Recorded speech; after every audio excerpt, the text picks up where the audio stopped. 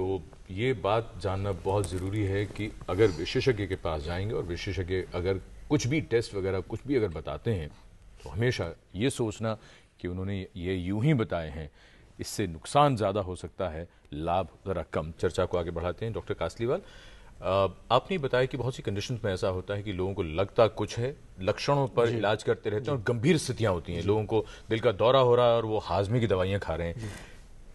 कोई भी जो सेल्फ मेडिकेट करता है, अपनी मर्जी से दवाई लेता है, खासकर जिसको कहीं शरीर में दर्द हो रहा है, पेन किलर्स हैं या और दूसरी दवाइयां हैं, उनका ऑर्गन्स पर, शरीर के जो वाइटल ऑर्गन्स हैं, किडनी है, लिवर है, हार्ट है या ब्रेन है, उन पर क्या दुष्प्रभाव हो सकता है? जी जी, नहीं, ये बड़ा अच्छा सवाल पूछा आपने, क्योंकि हम लोग जॉइंट पेन्स के लिए फॉर एग्जांपल बिना किसी डॉक्टर के लिए हुए एनेसाइड्स जो दवाइयां हैं वो पॉप इन करते रहते हैं, क्योंकि रियली कई बार पेन बहुत होता है।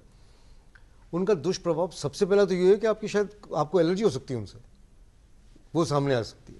दूसरी बात यह है कि क्रॉनिक इनका यूज़ बिना मेडिकल सुपरविजन के आपकी किडनी को डेफिनेटली डैमेज कर सकता है, और ये बड़ी कॉमन चीज़ है, क्योंकि हार्ट जो किडनी फेलियर के लोग आते हैं, अगर आप 100 पेशेंट देखेंगे जो किडनी ट्रांसप्लांट के लिए खड़े हुए हैं, अच्छी मात्रा में लोग वो होंगे जो कहते हैं मैं तो वैसे तो ठीक था, लेकिन मैं तो ये दवाइयाँ खाई लॉन्ग टर्म पे, क्योंकि दर्द सहा नहीं जा रहा था मेरे से, और वो किडनी फेलियर में चले जाते हैं। जी। सो ये एक ऐसा एग्जाम्पल है जो कि रेयर नहीं है किसी भी उससे, ये कॉमन चीज़ है, हम लोग कर रहे हैं।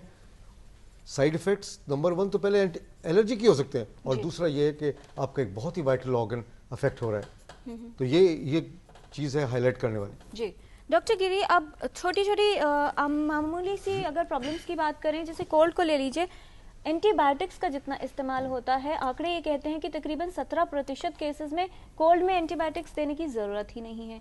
वहाँ कुछ लोग ऐसे भी हैं जिन्होंने एक डोज ली, उसके बाद उन्हें लगा कि मैं ठीक हो गया, उसके आगे का कोर्स कंटिन्यू नहीं होगा। किस तरह की समस्याएं आ सकती हैं अगर इस तरह की लापरवाही बरती जाए? हाँ, एंटीबायोटिक्स का कोल्ड के अंदर यूज आमतौर पे रिक्वायरमेंट नहीं है। कोल्ड मोस्टली वायरल होता है और उसके लिए एंटीबायोटिक्स नहीं चाहिए। यदि कोई डॉक्टर भी उसके लिए प्रिस्क्रिप्शन एंटीबायोटिक के दे रहा है तो वो थोड़ा डाउट क्रिएट करता है। एक स्टडीज में दिखाया गया है कि एंटीबायोटिक्स प्रिस्क्रिप्शन कोल्ड के लिए टू द ट्यून ऑफ 70% है बाय डॉक्टर्स। अच्छा, हाँ, दिस इज वेरी हाई। और जो सेल्फ मेडिकेट करते हैं उसमें तो केमिस्ट मोस्ट प्रोबेबली उनको एंटीबायोटिक देता ही होगा। बच्चे को या खुद को ही पहले जुकाम हुआ था, डॉक्टर ने ये एंटीबायोटिक लिखा था, खुद वो वही पुराना पर्चा निकाला अलमारी में से और वही दवाई ले ली। इससे नुकसान क्या होता है डॉक्टर? एंटीबायोटिक ज्यादा लेने से एक तो ये है कि एंटीबायोटिक जो जिस टाइम आप ले रहे हैं उसका डोज एडिकेट है, इनएडिकेट है, ओवरडोज है, रिएक्शन हो सकता है आपको। दूसरा, जो स्पेसिफिक एक ग्रुप ऑफ ड्रग से काफी ज्यादा रिएक्शन, जो कॉमनली हम एक अमॉक्सिसिलिन साल्ट है वो काफी लोग लेते हैं, उससे डायरिया हो जाएगा, कई बार बहुत सीवियर रिएक्शन होती है, एनाफाइलेक्सिस तक हो सकता है। पहले पेनिसिलिन लोग यूज करते थे, उससे इवन की डेथ हो जाती थी। तो एक तीसरा जो इशू जो एंटीबायोटिक ओवर यूज से आ रहा है कि एंटीबायोटिक जो नए एंटीबायोटिक्स जो आ रहे हैं वो लोग लिखते हैं तो उससे रेजिस्टेंस की डेवलपमेंट ज्यादा हो रहा है। अब ड्रग रिसर्च जो है वो तो इतना फास्ट नहीं होता जितना कि एंटीबायोटिक रेजिस्टेंस हमारा बढ़ता जा रहा है, और क्रॉस रेजिस्टेंस भी होता है। एक एंटीबायोटिक इनएडिकेटली लिया गया, पूरे टाइम तक किसी ने नहीं खाया, तो उस एंटीबायोटिक का अगली बार उस स्पेसिफिक पर्सन में इफेक्ट नहीं आएगा, और वो ट्रांसमिट हो जाता है दूसरे लोगों के अंदर भी, कि वो सोसाइटी में भी उस एंटीबायोटिक से रेजिस्टेंस आ जाता है, तो स्लोली वो एंटीबायोटिक आउट हो जाता है उस सोसाइटी से, उस कम्युनिटी से।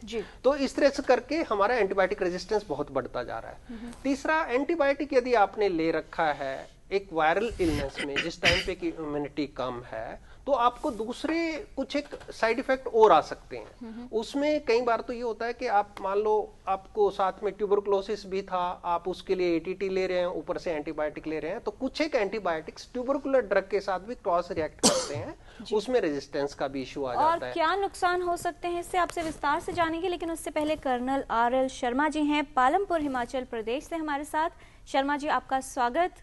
क्या जानना चाहते हैं आप? I am suffering from various diseases. Say I have been operated for duodenal ulcer 4 times. Okay. And you see, I am I have got myself treated in the Polo Hospital, in Spinal Injury Center, Delhi, and various other hospitals. Okay. But I got all right after some time, but I am now more or less, I can't go to Delhi. I am staying in a very remote corner of Himachal Pradesh, which is 800 kilometers from there. I'm in a position not to move out. I can't move out. Okay. So at times, whatever medicine they have prescribed to me, I take those medicines. But those medicines are also not working at the moment. But should I carry on with those medicines what they have prescribed? Colonel Sharma, we've got your question. Please be online. Doctor Kasliwal ji. Interiors में ये रहते हैं, दिल्ली नहीं आ सकते, इनके काफ़ी सारे surgery और कुछ ट्रीटमेंट्स भी इनके चले हैं। सो वो मेडिकेशन जो इनके पास प्रिस्क्रिप्शन है, he says he won't be able to come to Delhi या दूर रहते हैं कहीं, तो क्या उनको उन प्रिस्क्रिप्शंस को फॉलो करना सेफ है या क्या सावधानी इन्हें रखनी चाहिए? इनके संदर्भ में और वैसे भी जी। जो हमारी क्रॉनिक डिजीजेज हैं कि भाई स्टैटिन, एस्प्रिन, बीटा ब्लॉकर, ये अगर किसी ने प्रिस्क्राइब किए वेल डिफाइंड फैशन में इनके टेस्ट के बाद, तो डेफिनेटली उनको परसिस्ट करना चाहिए उसके साथ, और उसके लिए बार बार आने की जरूरत भी नहीं है। ये सेल्फ मेडिकेशन के कभी कुछ फायदे भी होते हैं कि भाई उसी उन चीजों से वो मर्ज था इनके और वो कंटिन्यू कर रहे हैं। And it is not a self medication. No, it's not a self medication at all. You're absolutely right. It's a follow up. अब ये जरूर है, ये बहुत इंपॉर्टेंट पॉइंट रेज करते हैं कि देश इतना बड़ा है और दूर दराज के एरियाज तक हम क्यों नहीं अब तक पहुंच पाए हैं। ये भी एक और ये तो रिटायर्ड हैं, तो इनकी आर्मी की सारी फैसिलिटीज हैं, डॉक्टर्स होते हैं इनके आर्मी के, लेकिन ये भी देखिए तो इनको पालमपुर से कभी कभी चंडीगढ़ आना चाहिए जी। किसी भी एक बड़े शहर। डॉक्टर गिरी, एक बल्कि आप तीनों के लिए ही सुहास सकरकर हैं, इन्होंने एक मेल भेजा है, काफी लंबा मेल है, लेकिन मुख्य तौर पर वो ये कह रहे हैं कि जब भी हम भारत की तुलना पश्चिमी देशों से करते हैं तो ये हमें जरूर ध्यान में रखना चाहिए कि वेस्टर्न कंट्रीज में जो फार्मासिस्ट है वो दवाई का पर्चा जो डॉक्टर ने इन्वेस्टिगेशन और टेस्ट के बाद जो दिया है वो ड्रग्स वो देता है किसी भी व्यक्ति को, और उसको ड्रग टू ड्रग इंटरेक्शंस और रिएक्शंस वो भी मालूम होते हैं। तो पहली बात तो एक तो ये है, और दूसरा पश्चिमी देशों में जो डॉक्टरों के जो बिल हैं जो काफ़ी हैवी होते हैं वो मेडिकल इंश्योरेंस से आते हैं। तो हमारे देश में ये उदाहरण देते हुए हमें ये ध्यान रखना चाहिए। सुहास कह रहे हैं, क्या करें बताइए डॉक्टर गिरी। साथ ही इसके आगे चलिए पहले इसका जवाब ले लेते हैं थोड़ा सा कि क्या हमें पश्चिमी उदाहरण अभी ये क्या अप्लाई होगा हमारे यहाँ?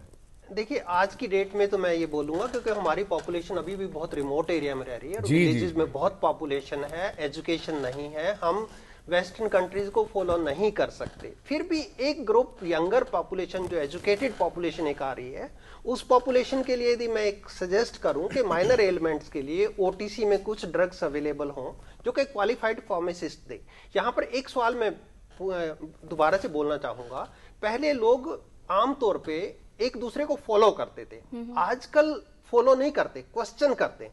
यदि वो क्वेश्चन करना शुरू कर दें कि ये मैं मेडिसिन ले रहा हूं, इसकी डोज कितनी है, ये ज्यादा तो नहीं है, इसका क्या साइड इफेक्ट होगा, इसके साथ मेरे को ये मर्ज और है, इसके यदि कोई टॉक्सिसिटी होगी तो मैं उसके लिए क्या करूं, यदि वो क्वेश्चनिंग करेगा तो उसको ये पता लग जाएगा कि जो केमिस्ट है वो क्वालिफाइड है या नहीं है जी, और केमिस्ट को कुछ उसके बारे में पता है कि नहीं। तो माइनर एलिमेंट के लिए मैं सजेस्ट करता हूं, ऑल्दो आइडियली देखा जाए तो जाना चाहिए, पर हमारा कंट्री इतना बड़ा है, पॉवर्टी है, रिमोटनेस है, तो मैं चाहूंगा कि ओटीसी कुछ अवेलेबल हो और वो क्वेश्चनिंग करे, क्वेश्चनिंग के बाद ये चीजें फॉलो कर सकते हैं। डॉक्टर त्रिपाठी, आपके पास ही हमारे, हमें ये बता दीजिए, ये क्वालिफाइड डॉक्टर्स और क्वालिफाइड फार्मासिस्ट की बात हो रही है यहाँ पर, आपके पास भी ऐसे केसेस जरूर आते होंगे बहुत सारे। अगर ऑल्टरनेटिव मेडिसिन की बात करें, होम्योपैथ या आयुर्वेद में देखें, यूनानी में देखें, बहुत सारे लोग ऐसे हैं जो बाय प्रोफेशन कुछ और करते हैं, लेकिन पार्ट टाइम मैंने कोई एक होम्योपैथी की किताब पढ़ ली, उसके बाद मैं डॉक्टर बन के प्रेस्क्राइब करूं मेडिसिन की, आप ये, क्योंकि किताब में ये लिखा है सिम्टम्स ये हैं, आप ऐसी मेडिसिन ले लीजिए। आपके सामने आप जैसे जो क्वालिफाइड आयुर्वेदाचार्य हैं, किस तरह की समस्याएं आती हैं, क्योंकि वहां पर केस बिगड़ा और फिर आपके पास आए?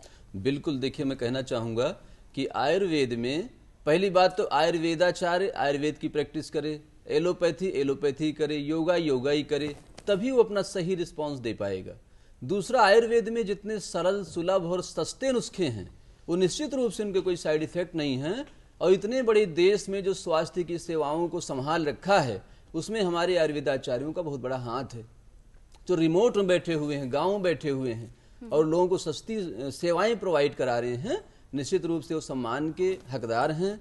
और इसके साथ आयुर्वेद में हमें ये भी देखना है कि किसी की बताई हुए नुस्खे कि मेरा इससे ठीक हो गया है, आप भी ले लो, ये प्रवृत्ति गलत है।